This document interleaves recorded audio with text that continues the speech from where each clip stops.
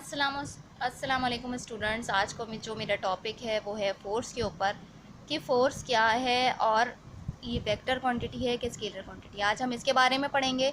तो आइए स्टार्ट करते हैं। फ़ोर्स की जो बेसिक डेफिनेशन है या बेसिकली जो फ़ोर्स होती है वो पुश या पुल को कहा जाता है। कोई भी चीज़ जिसको हम पुश कर रहे हैं या पुल कर रहे हैं, खींच रहे हैं या धकेल रहे हैं, वो हमारी फ़ोर्स की डेफिनेशन होती है। तो आइए मैं आपको एक एग्जांपल बताती हूँ। एग्जांपल्स सब बेतहाशा भरी पड़ी हैं, लेकिन एक सिंपल से एग्जांपल ही बता दूँ कि ये अगर बॉल है, इस बॉल को अगर मैं पुश कर रही हूँ तो यकीनन ये बॉल जो रेस्ट पोजीशन पे है ये आगे मूव होना स्टार्ट हो जाएगी। तो ये हमारे पास फोर्स कहलाएगी। कौन सी फोर्स? पुश फोर्स कहलाएगी। इसी तरह अगर इस बॉल को मैं खींच रही हूँ तो भी वो मेरे पास खींचने के लिए अगर किसी स्ट्रिंग की मदद से अगर मैं इसको खींच रही हूँ तो वो मेरे पास पुल कहलाएगा। इसको मैं आपको एक छोटी सी एग्जांपल, प्रैक्टिकल एग्जांपल देके समझाती हूँ तो आपको ज़्यादा क्लियर हो। एग्जांपल कुछ यूँ है कि ये मेरे पास एक बॉल है जो आपके सामने दिखाई दे रही है। इस बॉल को अगर मैं अपने हाथ की फोर्स से पुश करती हूँ तो ये अपनी जगह से रेस्ट पोजीशन से हिल के आगे बढ़ रही है। तो ये चीज़ मेरे पास क्या हुई? पुश फोर्स है। पुश फोर्स एक और तरीके की हो सकती है कि जैसे ये बॉल चलती हुई आ रही हो और चलते चलते मैंने इसको एकदम से रोक लिया, तो ये भी मेरी एक पुश फोर्स में आएगा। फोर्सेस दो तरह की होती हैं। दो तरह की फोर्सेस में क्या आएगा? एक डायरेक्ट कांटेक्ट, दूसरा इनडायरेक्ट कांटेक्ट। यहाँ पे अभी जो मैंने फोर्स आपको पुल की दिखाई, ये डायरेक्ट इससे टच करते हुए मैं लगा रही हूँ, तो ये मेरे पास डायरेक्ट कांटेक्ट में फोर्स आएगी। अब इसी तरह इस बॉल से अगर मैं स्ट्रिंग या कोई धागा लगा दूँ, बांध दूँ और उस धागे के ज़रिए मैं इसको पुल करूँ तो वो मेरे पास एक इनडायरेक्ट कांटेक्ट, क्योंकि मेरा हैंड जो है वो डायरेक्ट इससे टच नहीं हो रहा लेकिन वो स्ट्रिंग से टच होके खींच रहा है, तो ये मेरे पास इनडायरेक्ट कांटेक्ट फोर्स कहलाएगी।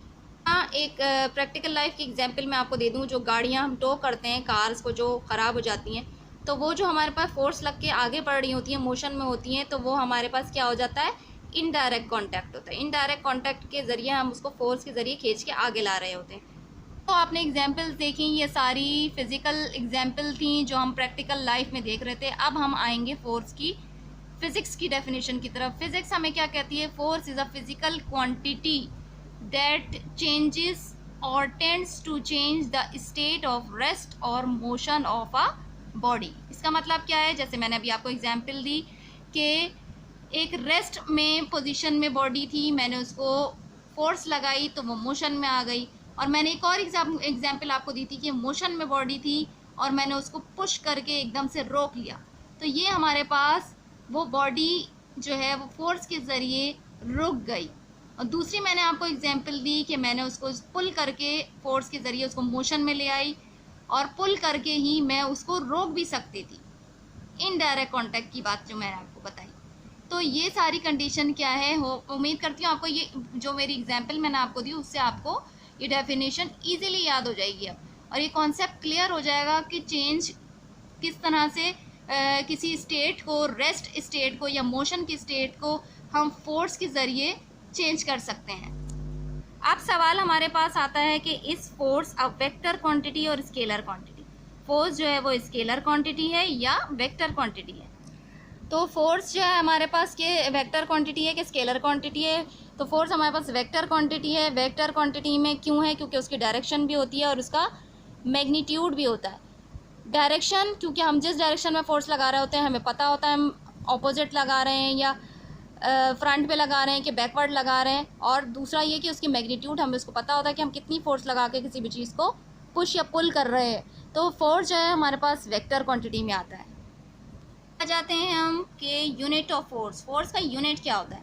फोर्स का यूनिट जो होता है वो हमारे पास होता है न्यूटन।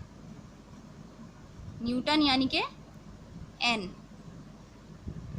न्यूटन एन से इसको डिनोट करते हैं।